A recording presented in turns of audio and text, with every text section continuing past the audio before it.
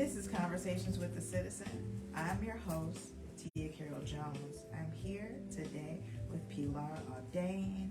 Pilar is the Associate Director for Truth, Racial Healing, and Transformation of Greater Chicago.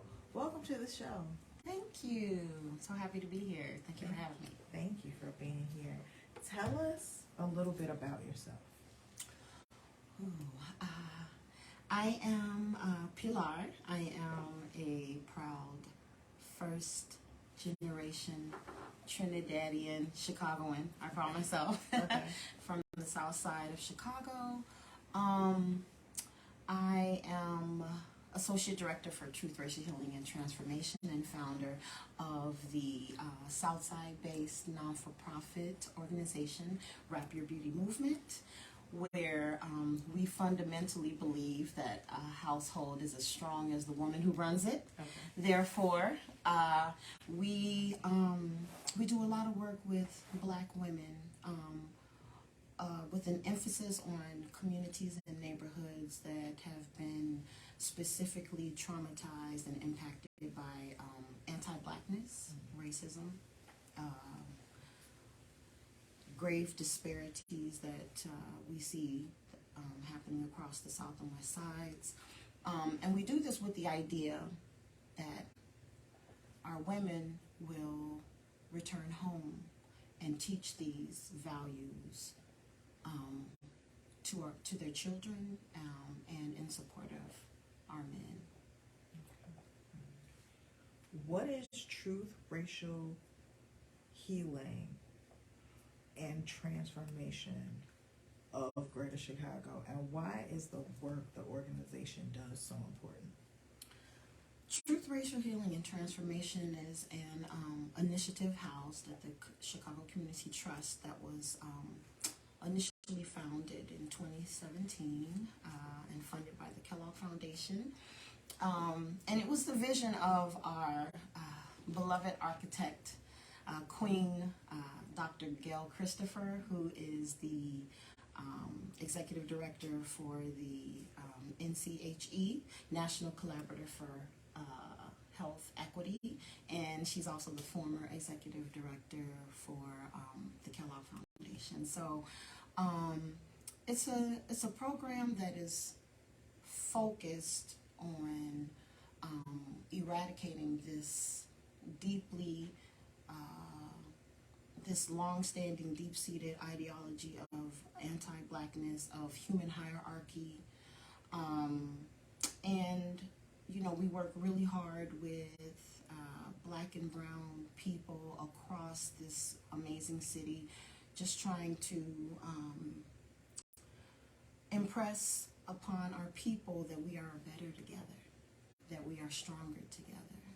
That's the mission of our work. In addition to being the associate director of Truth, Racial Healing, and Transformation, you are the founder of Wrap Your Beauty Movement. How does that organization create a safe space for people of color?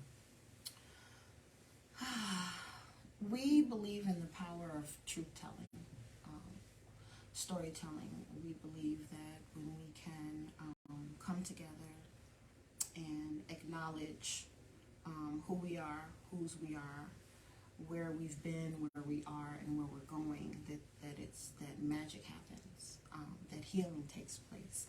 So we essentially, as I previously mentioned, start with the women, with the Black women in the community. For instance, on December 30th, our annual She Through Me ancestor soiree, which is so much more than a soiree. I liken it to the old school women's town halls, when women come together and we break bread and we discuss the things that are happening in our community with our men, with our children, our schools, and across neighborhoods, and we find ways to build bridges, and we pull on the wisdom of our ancestors, of our predecessors, and we come from all walks. They're neighborhood residents, they're school teachers, they're, politicians, they're, all sorts of people across sectors, women that come to these meetings, and we have a really good time. And we take the wisdom that we share in these gatherings, and we take them back to our respective communities and continue to build. It's just that simple. So, Wrap Your Beauty is, I think, a non-for-profit that is committed to not allowing us to ever forget our history, and our strength and our beauty together. What are some of the ways your work in the arts informs the work you do now with racial healing and transformation? Our work is rooted in ancient indigenous art forms. We believe in taking things back to the beginning. We believe that the arts unify, bring us together, allow us to remember. It taps into parts of our psyche and our emotions and our understanding that opens us up to spirit, opens us up to one another, and draws very distinct lines across our commonalities. So we use the arts to open us to spirit. I like that term, just to open us to spirit and to allow us to have really difficult conversations that in other settings could seem pretentious or difficult. Through the arts, we're able to drop barriers and drop what's the word?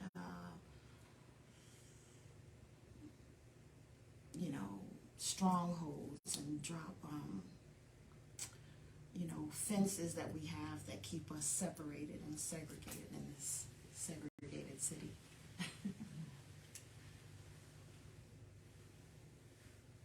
How can people truly heal from racism and transform themselves to be more inclusive and equitable in their everyday lives? By being honest with ourselves, by committing ourselves to the work that's happening around us, to understand that many of us are convinced that racial healing is necessary and that we have our own solutions right within our own communities, but we're not converted to the work that it takes to get there.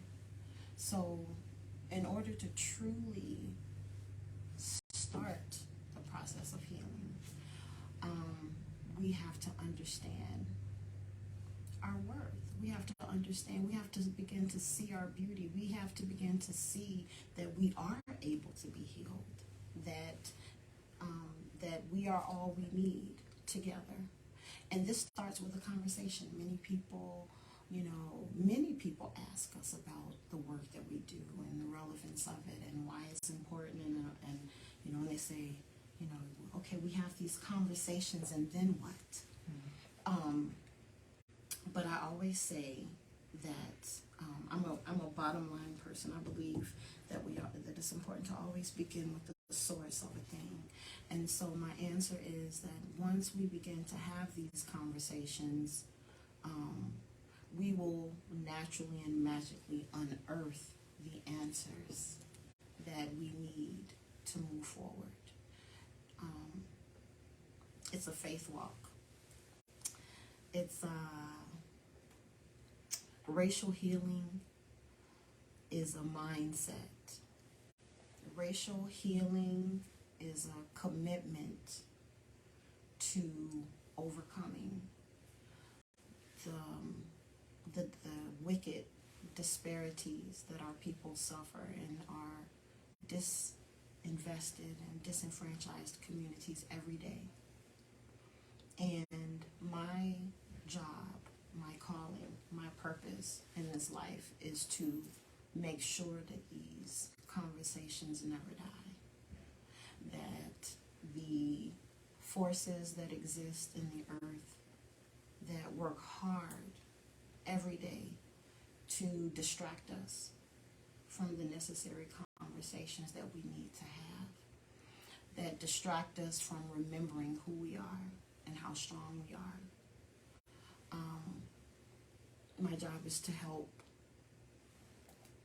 make sure that those conversations never leave our communities and stay on our hearts and minds, and I'm committed to that.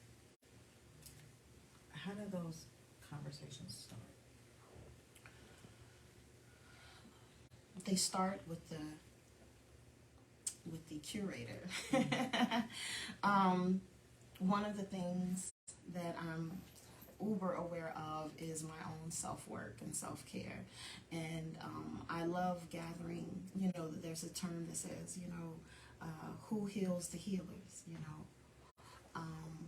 It's important that those of us who are committed to healing our communities, that we check in with ourselves regularly, and that we make sure. It's easy to get caught up. It's so easy to get caught up in the crazy chaos that surrounds us, and all of the different ideologies and belief systems, and it's just so easy to fall off path. But it's very important that we start with ourselves, and that we make sure that we are where we need to be open to receiving from others. Before I can love anyone else, I have to first love myself. And once that happens, it's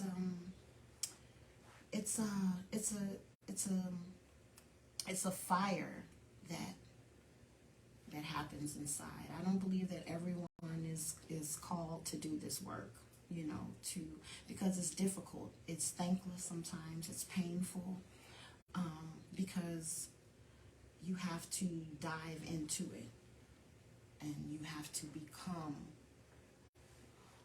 it. You have to, walk through the trenches and walk through the depths of the very things that you read about or that you hear about, the stories that you hear. You have to touch it, and that's not easy. And so by strengthening ourselves to be strong enough to walk into the trenches, to walk through the trenches, and not be fearful and not be afraid. Once we're able to do that, it's easy. It becomes easy to be the example that people need to see, and that people need to hold on to. I do a lot of hand holding. But I believe in hand holding. I believe, there were people who held my hands. And so I in turn hold hands, and I hold on tight in an effort to help my people understand that together we're powerful, and we all have our experiences. And so Wrap Your Beauty movements literally started with 12 women. In 2011, I put out to my immediate flora of friends, I was, hey, y'all, let's get together. We all talk about these things. We know what needs to be done in the community. And it was such a powerful experience of us just sitting in a circle in the grass in the park beneath the sun, and just sharing our feelings and the things that we go through every day, and to cross-pollinate one another with wisdom and information. And from there it grew. So those 12 women each invite, 2 friends, and then the next gathering they invite their friends, and before you know it, you have 300 women in the park, from the south side, and we're all, talking about things that heal us and that make us feel good, and that we're able to pose questions that we've had answered, that we need answers to, and it's intergenerational, and there are women as young as 17 and as old as 87, and we're sharing this information, and then we go back to our homes after that, and we pour this energy into our children, and as we stir the pot, and as we're, making our dinner and our food for our families, we're pouring this energy and this love into the food, and we're having conversations with our men. And because we feel listened to, we're able to listen to our men and support them, and listen to our children and support them. And then before you know it, you got some peace going on in your household. And the next time you get together with your women, with your sisters, you're talking about that peace, and you're sharing how you got there. And now we have a village of women who are able to come together and have important conversations. That's wonderful. Why do you continue to do healing work within traumatized communities?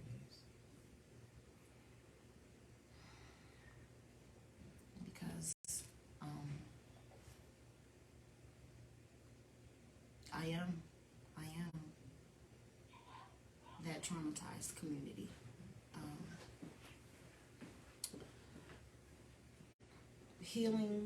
Doing this work within traumatized community means doing this work for myself and my children and my family and for my people. And I fundamentally believe that we teach others how to treat us, right? We teach others, how worthy we are by exuding that worth. And so many of our communities, even, as my husband and I were driving around this morning on, throughout some of the communities on the way here, killing time, checking in. I had a set of grandparents on 79th and Troop, and another set on 87th and Kenwood, and another set of cousins in Roseland on 109th, and so many of my friends that I grew up with are no longer with us today. But if I connect the dots backwards, I have a story. I had grandparents who talked to me. I had, a mom and a dad, and although they weren't together, they spent time pouring into me. And my mother drove me outside of the community to get my education, and I just feel like I was afforded certain opportunities that some of my friends weren't afforded. And I feel an immutable responsibility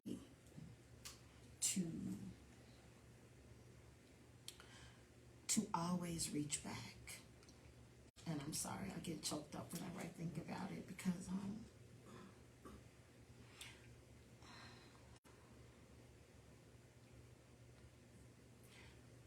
our children are in trouble. They're dying. And so many of our elders don't have access to adequate health care, and so many of our young people have lost hope. I talk to them. I'm a former CPS vendor, arts vendor. I hold those conversations in my soul, when I'm the mother of two beautiful teens, and every day I'm working to instill in them wisdoms, because I know that if they're leaders, they can influence their peers. I have a house that sometimes is full of teenagers who don't want to go home. They don't want to go back to their neighborhood. And this is a heavy lift, because everybody's distracted with surviving in so many of our neighborhoods. So the question is, how could I not do this work in Chicago's most traumatized neighborhoods? How could I not? I prioritize it. For me, there's nothing more important. And I'm grateful to the elders in the community who trust me enough to allow me into their homes and to have some of these difficult conversations. One of my favorite elders in the community, I would be remiss not to say her name, Dr. Pilar Audain, who allows me sometimes to just sit on her couch and say, what the hell is going on out here in these streets? Talk to me. This is what I'm experiencing. And I'm able to take that intergenerational women conversation that I have with this woman and return it and pay it forward and have the same conversations with women that are younger than me. I have women on my couch all the time. And we just talk. Conversations, communication sparks hope. It sparks inspiration. And so my prayer is that more of us, especially those of us, our young people who are so distracted from pop by pop culture, and so much of the darkness is being poured into the airwaves and into our communities. My hope is that the love that some of us are working hard to sow throughout these communities will reach all of the places where love is void, and that we'll be able to transform our own communities in love. I hope that answered your question.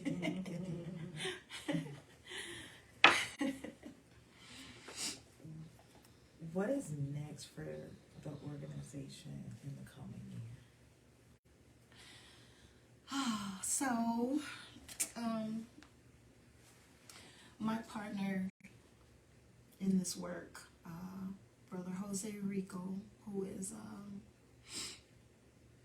Mexican, who I work with in this work intentionally to try to be a visible and visual example of Black and brown solidarity in the city.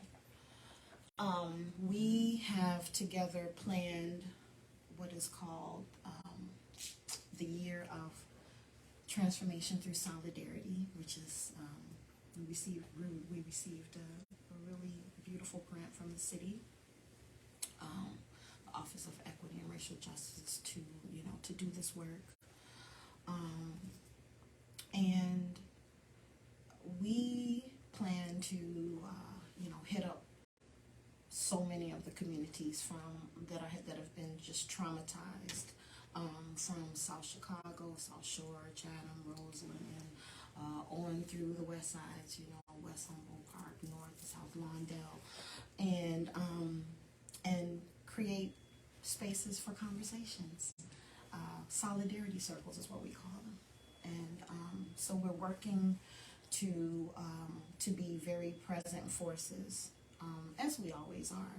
One of the things that we love to do, I call them my spiritual pop-ups. I love to occupy corners across some of Chicago's most infamous, quote-unquote, neighborhoods, and hold church, as I call it, prayer.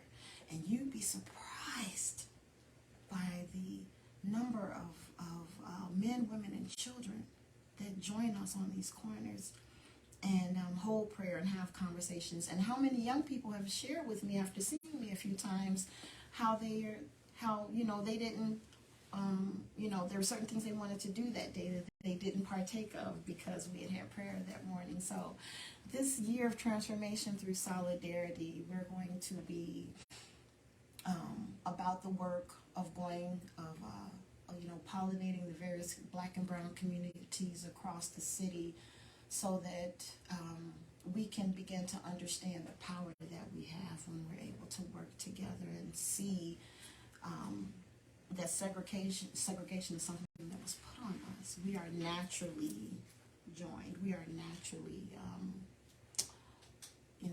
unified people. And so that's what our work is going to look like over the next year. We plan to really engage our community of practice. Already we have TRHT, as we've trained over 300 racial healing practitioners across the South and West Sides. About 110 of them are youth. I'm very happy about that. We have a class that is running, a racial healing class that is running at Kennedy King College, that is taught by two of our very favorite millennials, Terrence Pruitt and Stephen Rosato. Big ups to them.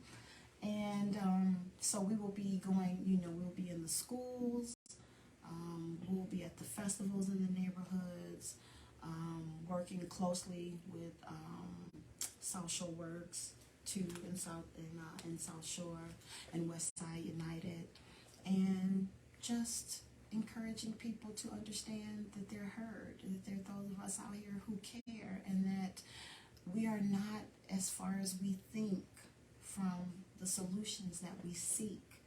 We just have to try to get on the same page. Pages. Doesn't have to be one page. It could be a couple pages, but they should be aligned. And so this year of solidarity, we will be working very hard to get the messages out into the community that we are better together. How can people support the work your organizations are doing? Please join us. I want to say first and foremost, our website, www.transformchi, and that's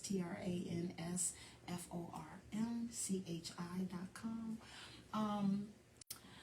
Our email is there on the landing page, and I encourage any and everyone listening to this podcast to just shoot me an email and just let me know that you're here, and I will get you involved. And on January 17th, we have our National Day of Racial Healing, which will be at the Hyde Park Promontory. Big ups to the Promontory for partnering with us, and we have an amazing program of Black and brown artists who are going to come and just represent and celebrate the work we've been doing, because so many of us have been out in these streets all summer long, just holding space. Sometimes it's 2 people, sometimes it's 200 people, but it's not about the numbers, it's about the presence, and so we want people to come on out you can register on our website. Come on out to this National Day of Racial Healing, where I am your host with the most. And we're going to hear from Andrea Sands, who's the new Chicago Community Trust president, and our sister Candace Moore, over at the Office of Equity and Racial Justice, and we're going to celebrate because it's important. So many of us are burnt out. From Chicago is a big, small city. So when you're out here doing this work, it's easy to get to just burn at both ends. And so this day is all about us celebrating and supporting one another and recommitting ourselves to the call to action to stay the course. So that's one way. And then I really want to encourage everyone to seek out ways to just be a present force in your community, to hit up some of the town halls, to to talk to the young people on your block. And I know so many of us carry fear. I heard this a lot over the summer in some of our communities, that so many of our residents are fearful of the young people. But I just beseech us to understand that fear is not of God, and that we have to lead with love because our children need it, because they are our futures. They are. As I sit here with pain in my joints right now, I need some young folks to carry the torch for me, and I can walk a little bit faster than I'm able to walk, maybe, and just commit ourselves to the work. So I just want to, and I'm here, I'm a person, I have an open door policy. I love to talk about this work, and so I just want anyone listening that just has any question about how they can get involved, or what is racial healing, what does it mean, how can I do more, and I'll share my email, which is Pilar, Pilar @transformshy.com. That's how serious I am. I want my inbox to be flooded with interest, because we have to show the naysayers that we do love ourselves. We do care about our communities. We are prepared to do what it takes to heal our own. So that's how. Okay. Before we wrap up, is there anything else you'd like our audience to know?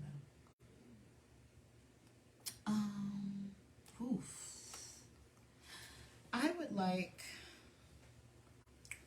the audience to know that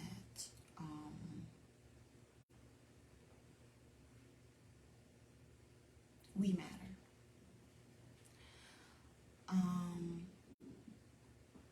That there is a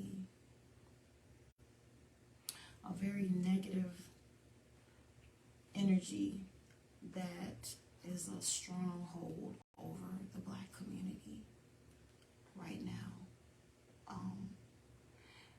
We are suffering from racist laws and policies and ideologies that are in the paint, that are so deep-seated and institutionalized. And I want to just remind us that all we have to do is change our minds, change our thoughts, change our perspectives.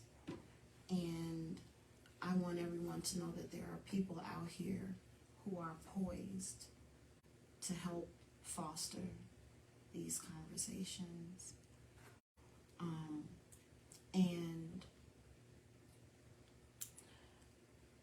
And I want the Black community to know that they are loved, that we are loved, and that together, if we just make up our minds to